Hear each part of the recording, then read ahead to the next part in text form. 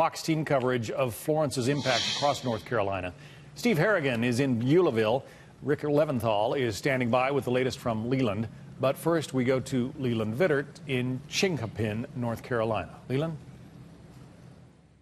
Well, we wish we could get to Chinkapin, John. It's about 2.5 miles down this road, and we'd like to tell you how much water is in Chinkapin, but we can't because the monitoring system for flooding was overwhelmed by the rising river levels, and the water is still on the rise. Video from just a couple of minutes ago as the boys from Fort Bragg, the 82nd Airborne, came in with their high water trucks to rescue people and bring them out from Chinkapin. The entire town had been surrounded. They drove in to be able to try and pull people out. There were about 20 or so people stuck at a school that they had all evacuated to, that the National Guard and the Army are now pulling out one by one. They've been using their high water vehicles all over North Carolina for the past couple of days.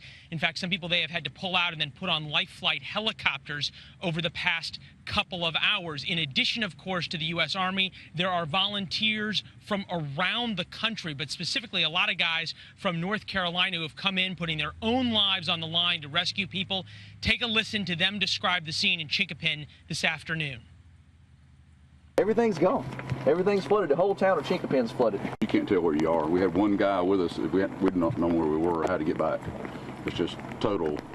Everything's flooded. It's one thing for neighbor to help neighbor. It's another thing for stranger to put their life on the line to save another stranger. What's going on here? What's different about North Carolina?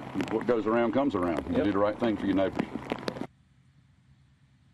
And boy, have we seen this storm bringing out the very best, at times the very worst, but almost universally the very best in people. Above us, the C-130 planes doing aerial reconnaissance to try and figure out which towns are flooded. When these towns flood, they are totally cut off. Communications goes down, power obviously goes down, so you have to look from the air to figure out who needs to be rescued. In at least a couple of these cases, John, we have heard of people literally flagging down anyone they see on the side of the road with a boat and begging for help.